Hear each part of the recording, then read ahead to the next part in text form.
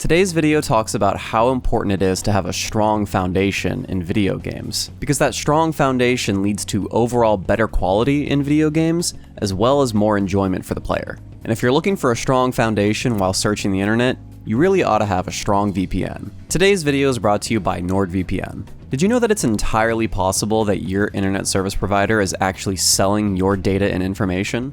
Well, thanks to NordVPN, you can keep all that information and data secure. NordVPN keeps your internet connection secure, which prevents any old person from being able to peep in and check exactly what you're doing on the internet. Internet service providers will know that you're using the internet, but they won't know exactly which websites you're actually using while you're on it. And you can keep this connection secure while you're out on the go, doing whatever it is you need to do. You can even have your internet say that you're in different parts of the world with a click of a button. This allows you to get rid of the region locking on all your favorite entertainment websites, including Netflix. And if you're unsatisfied with any of these features, there's always a 30-day money-back guarantee. Go to nordvpn.com and use the coupon code BISCUITS to get a 2-year plan plus 1 additional month with a huge discount. Or check out the link below and it'll send you straight there. Hope you guys have a good day, and now back to the video. I don't have a script for this shit at all. I'm just letting you guys know. I've only been thinking about this for the last few days, and I finished the the PowerPoint for this KH talk like yesterday. So like I'm probably going to be all over the place. I will try and follow the slides as best as possible. No script, Sag. All right, let's get going actually. So today's topic is I feel bad about the Floaty discourse, the Floaty discussion. For those who are listening in and they don't know what the heck the Floaty discourse is, right around the release of Kingdom Hearts 3, people were kind of talking about this concept of floaty combat.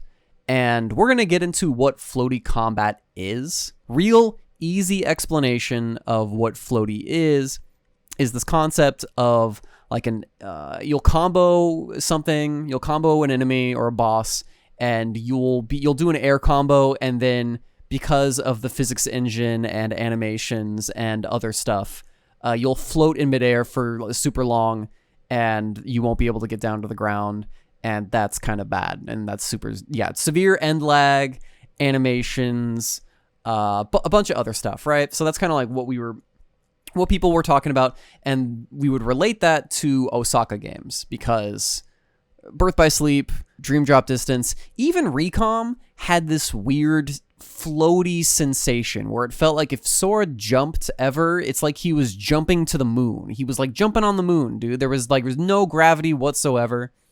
Combos just felt fucking bad and just limp and unsatisfying. And people kind of bounced this concept around. And I feel bad because I made a video essay titled The Consequences of Floaty Combat in Kingdom Hearts. And it got a lot of discussion going, and it got a lot of views, and it really ramped up the whole Osaka versus Tokyo mindset, floaty combat. People were, concerned that people were criticizing the game before it even came out, and all this other shit. And I feel bad about the floaty discourse because I feel like what we were talking about, what we were focusing on, was the wrong thing. I feel like floaty is the wrong word for what we should be talking about when it comes to what this weird, awkward sensation is when that comes with Osaka Kingdom Hearts games. So, cool. We made it through the title screen. Floaty is the wrong way to phrase it. There you go. That is exactly what we're getting at. Unresponsive, maybe? Yeah, unresponsive, I think, is a word that you would use to describe this sensation that we're getting at. Again, I'm going to set the table a little bit more, how we've been describing the floaty issue. What the discussion has been centered around is this, and it really shouldn't be centered around this. What the discussion has been centered around is a physics engine that keeps players in the air way too long, and lack of downward momentum after doing air combos and air slide, and things that keep you in the air too long, where your options are more restricted because you can't normally guard in midair, and all that other stuff. But 0.2 and KH3 came out, and KH3 really didn't have much of a floaty issue. And the reason for that is because you could actually have meaningful combat in midair. You could guard in midair, you could use items in midair, you had a somewhat decent dodge in midair and air slide. You could do meaningful combat in midair, and that's something that you really normally couldn't do in other Kingdom Hearts games. If you were in midair and you were doing air combos, you had to land on the ground before you could really do any other action. But that wasn't really the case with KH3. Moving in midair was actually pretty solid. It worked out relatively well. You could use air step in midair. You could use shot locks in midair. Like a lot of options that weren't also available on the ground were available in midair. So it wasn't really much of an issue.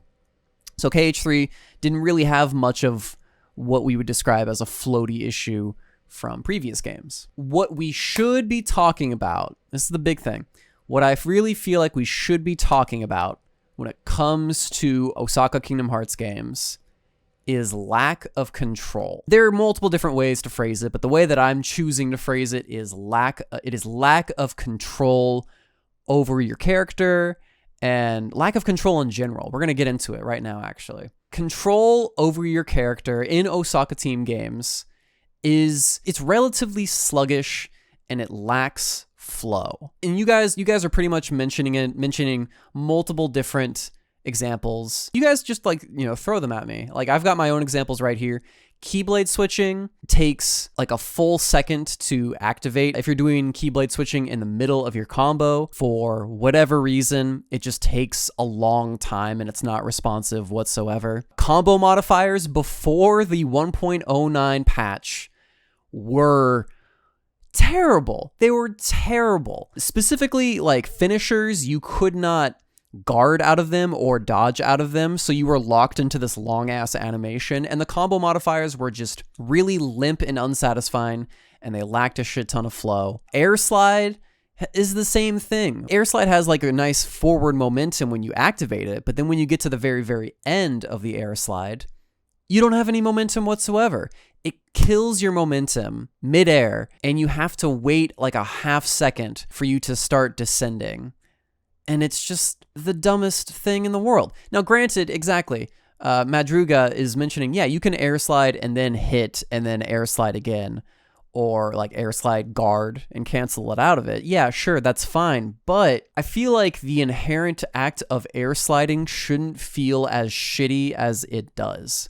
Like, I feel like I shouldn't have to attack in the middle of my air slide in order to make it actually good. Especially when you're like trying to like not target something.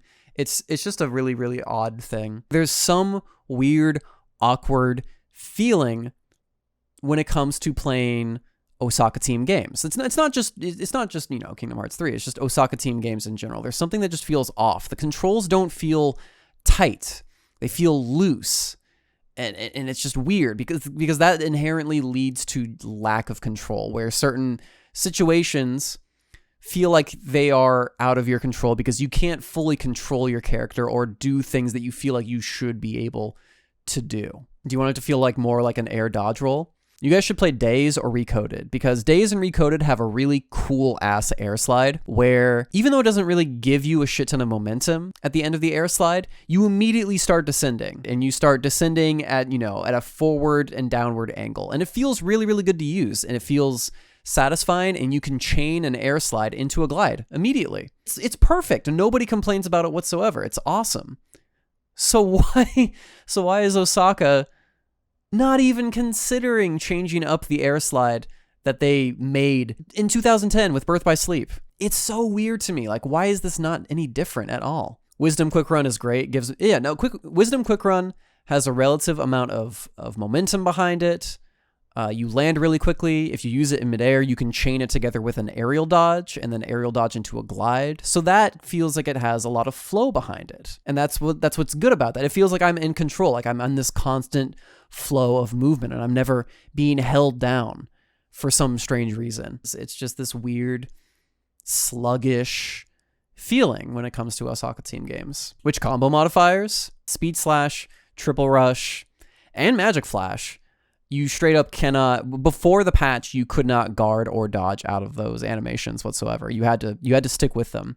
God, Magic Flash. You guys want to talk about Magic Flash for a second? I cannot believe that it's almost a requirement It's almost a requirement for you to air step out of Magic Flash in order to continue to do a second combo. It's a requirement to do an air step to cancel the god-awful end lag frames of Magic Flash in order to follow up and do a second combo. It's unbelievable how terrible it is. It's unbelievable. We had to do that for a whole year. We didn't have any other good finishers, so that was our only option. Speed Slash was much better at TBA. Yeah, Speed Slash was better, but you still couldn't cancel out of that long ass, and it was long. Speed Slash was a long fucking animation. You could not dodge out of it. You could not guard in the middle of it. You could not do any of that. They showed the ability for Sora to do the first 2 slashes of Speed Slash and then dodge roll out of it in the trailers, in the gameplay trailers before Kingdom Hearts 3 was released. And then when we got the game, what happened? We got Speed Slash, can't dodge out of it. Why did they change that? I honestly could not tell you. I guess they thought that it was going to be super overpowered to be able to dodge out of a finisher, which I guess I see where they're coming from.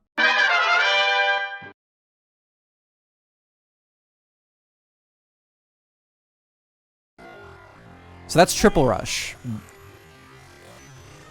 That's Triple Rush. He does all 3 hits, and then he dodges immediately out of the last hitbox. Oh my god. So here we go. Speed Slash. 1, 2, dodge.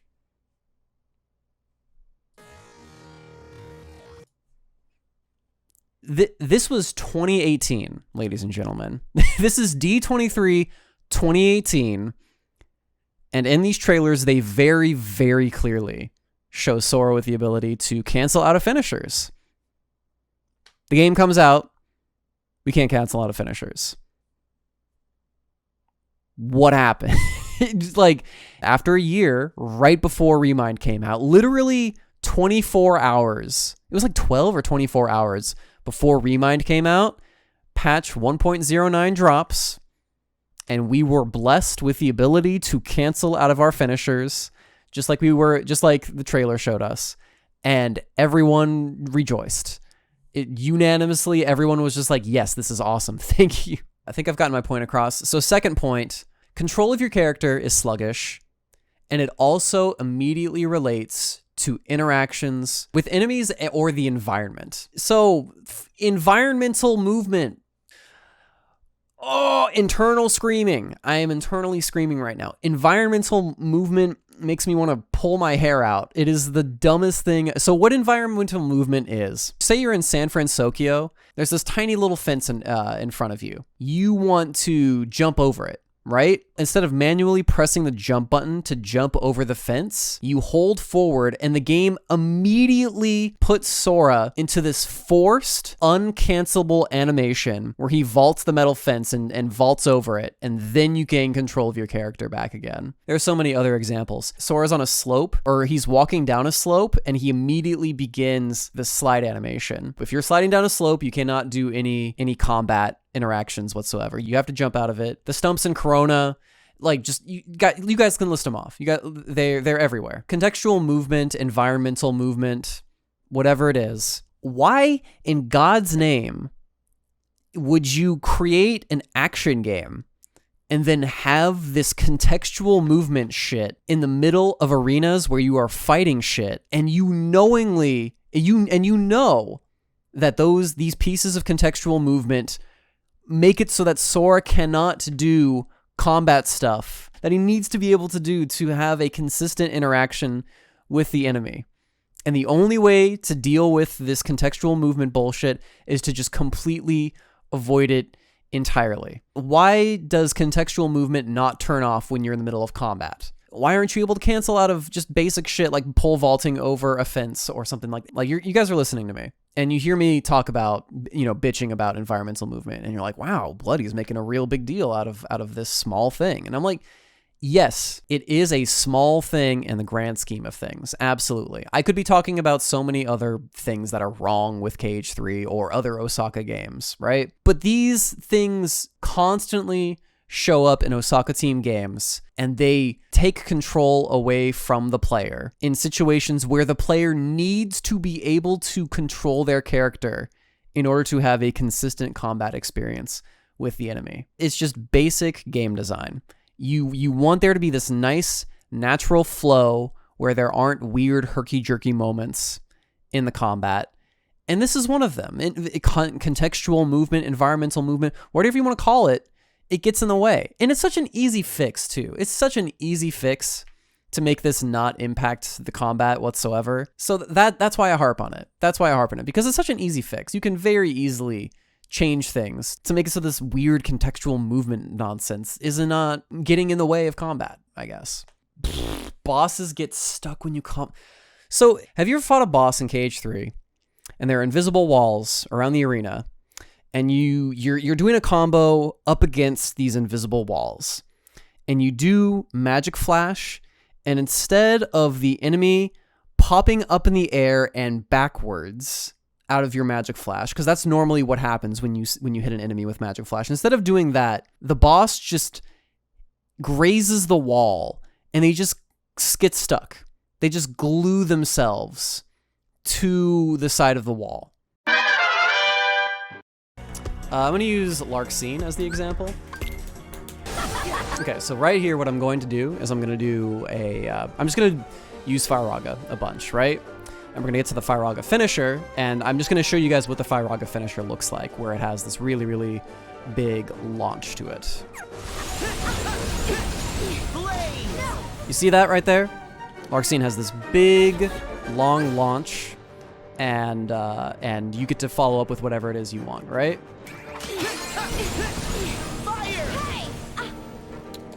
Now that was kind of what I was describing, but I need her to get closer to the wall. Right there is what I'm describing. You see how she hits the wall like that?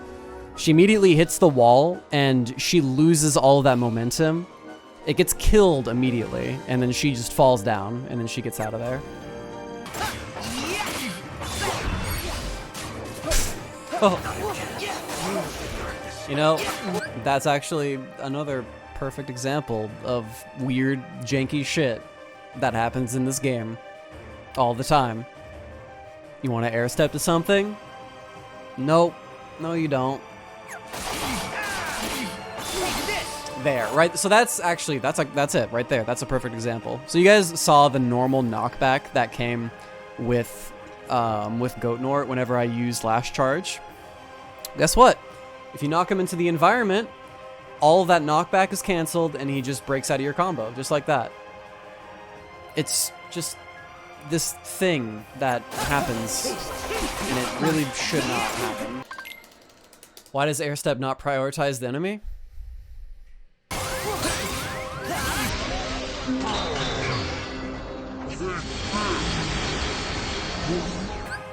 So like, you guys see that right there? You see how I did the thrust portion of Double Form's finisher?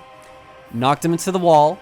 I tried to do the laser follow-up, and he just got out of there. It wasn't revenge value, didn't hit his upper thing. There was no teleport on hits. Nope, I hit him. He sat there. I tried to do the other finisher, and then he teleported away because the hit stun was canceled by hitting the wall. Does he even have revenge value? Yes. God, air step really stitches this game together. There it is, right there. But I think at this point you guys understand what I'm talking about. You really need that backward momentum. Right there. I hit the corner. He canceled out of it. I try to do the finisher, and you guys are mentioning stuff that I didn't even put in the PowerPoint, which is like kind of perfect. Helps prove my point a little bit better, that there are so many little tiny weird things about Osaka team games that lead to this weird feeling of where the controls feel sluggish, where we're interacting with enemies and the environment feels weird and inconsistent and unfavorable. Reprisals and risk dodge not working the way you want. Guys, You know what? This might not actually have happened to you guys all that often, but I've seen it. I've literally had it happen to me, and I've witnessed it happen to other people. Have you guys ever guarded an attack that was supposed to activate risk dodge, and the prompt for risk dodge didn't come out, and so you just ate shit and died? Because I have seen that happen so many goddamn times, where the risk dodge is just absolutely inconsistent as fuck. Or really weird shit, like you'll use a reprisal against the ice worms in Arendelle. Like, you know how the ice worms in Arendelle will turn into their ground state, and they'll like use their little claws, and they'll drill at you, and they'll go, and so it's like this obvious hint to the player, hey, guard that and reprisal it. But when you do, even if you try and chain together multiple reprisals against this ice worm chasing after you, the game displaces you in such a weird, bizarre location to where if you continue to do that and guard, your guard won't trigger the hitbox. You'll be floating above them. Your guard won't activate because you're too high in the air, and the hitbox will hit your feet, and you just die, and you just eat shit. And then guard fails. Okay, so God, guard. Towards the end of the game, your basic tool for defending against bosses and enemies, it's not even that it doesn't work 100% of the time. It works some of the times. That's the frustrating part. Sometimes, like young Xehanort's normal ground combo in the triple Nort fight, sometimes you'll guard the whole thing. And then other times you'll guard and it'll go right through it whatsoever. It's like a 50-50. It is so absolutely bizarre that it is that inconsistent, where sometimes it'll work and sometimes it won't. Sometimes when Xemnas does the last Nort and he activates the big giant ring of lasers around you and you attempt to guard it, sometimes I'll guard it, and then other times I just won't. I will guard and it'll go straight through my guard as if I mistimed it somehow. It is the weirdest feeling to have your basic defensive action just not function correctly, where you need it to function consistently on a consistent basis. There's an example of a guard fail in KH2FM when you fight Roxas, where Roxas will do his long combo, he'll dash back, and then he does the big finisher, the big dash, and he swings with both of his keyblades. It's a consistent thing, and you can plan for it accordingly. But when you fight Shion and you get to the second phase and she does that normal basic combo in the second phase, sometimes you guard it and sometimes you don't. Sometimes even if you stay away from the wall, sometimes it'll go straight through your guard. Sometimes she'll do the overhead and she'll just hit you. And then sometimes she'll do the overhead and you guard and you guard it. So what am I supposed to do? If I can't trust my basic defensive tool to do what it's designed to do, then what am I going to do? What happens with these things? That's what I'm getting at. With environmental movement, with bosses getting stuck against the environment, with guard fails, in situations like that, where things don't work correctly or the way that they are supposed to, I, as a player, I'm not even fighting the enemy anymore. I'm fighting against the weird, wonky system of the game. I have to fight the system in order to create a consistent fighting experience. I have to create the consistency myself. And that is the most backward shit ever. It should not happen. Maybe we're all just fighting the system if you think about it. It's true, man. True. This is pretty much the wrap up, but this is the last slide.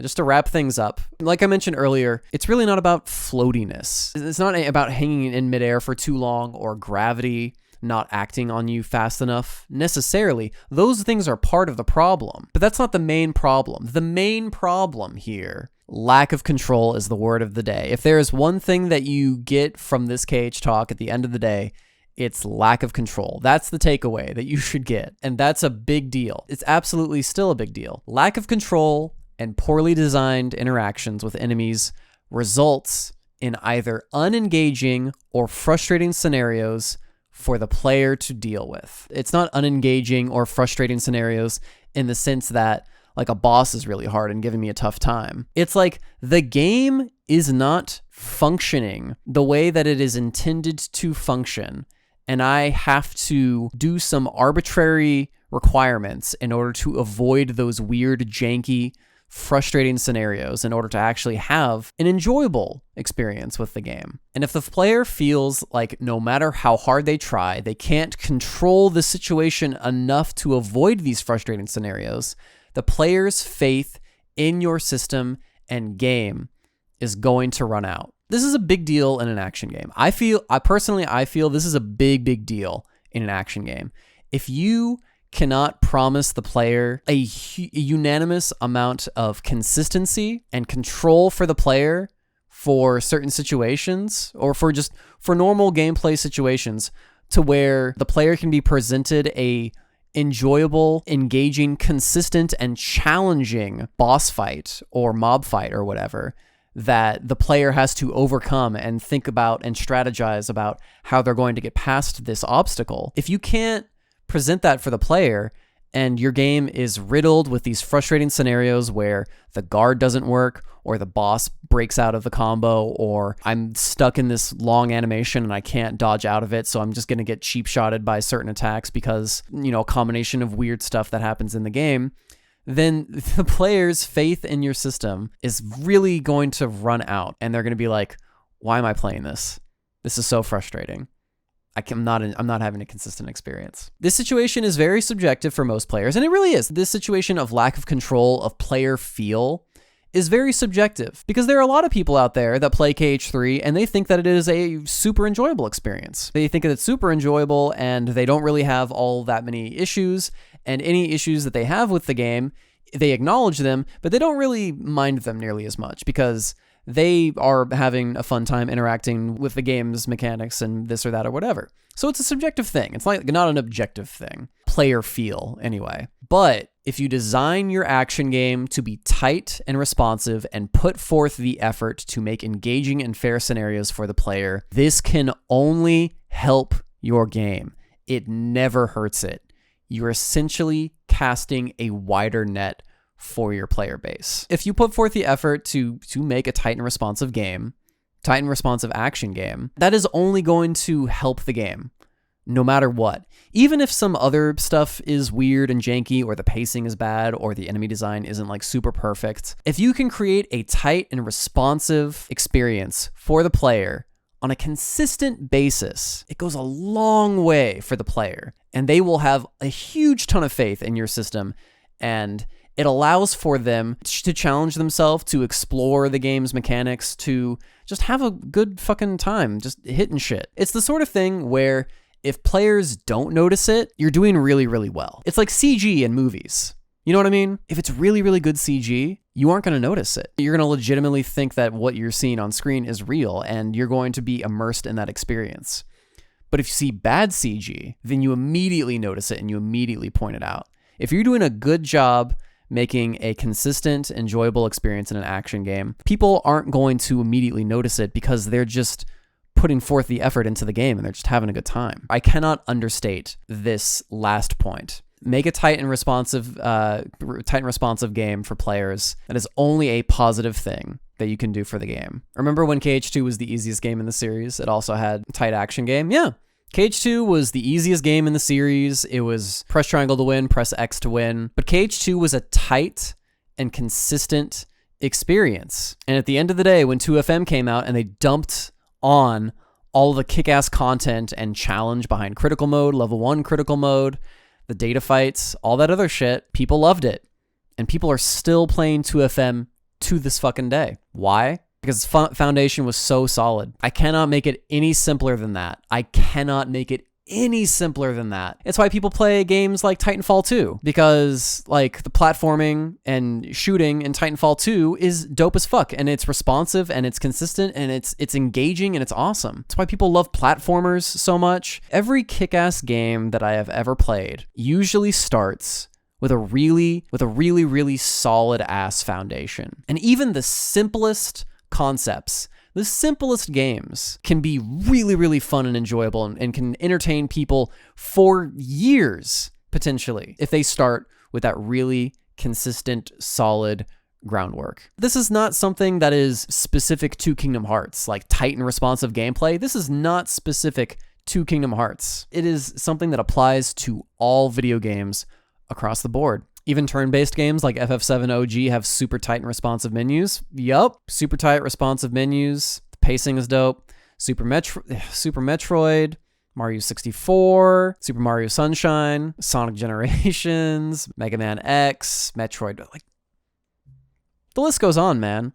The list goes on. And people point out all the flashy shit, right? People point out all the flashy stuff that these games do as far as entertaining the player. People point out all the flashy stuff that games do to entertain the player, but if you look at all of these games, you'll notice a common thread, dude. They have a solid foundation and they build upon that. And because they had that solid foundation, when we got to the cool flashy shit that everybody loves, it was 10 times more enjoyable. That is literally as simple as I can make it. The nitty-gritty things, the little tiny details make the difference. So when you look at this, when you look at this Cage Talk and you go back to like here and you're like, man, why are you like complaining about environmental movement? It's such a small thing. Or why do you complain about bosses getting stuck? Just, avoid the walls or whatever. Or why are you complaining about guard fails? Just don't use guard and just dodge roll the whole time. It's the small details that go a long freaking way, dude. The small details make the difference. They really do. They really do. Even if you don't think they do, they really do. It all starts with a good foundation. That's all I gotta say, man.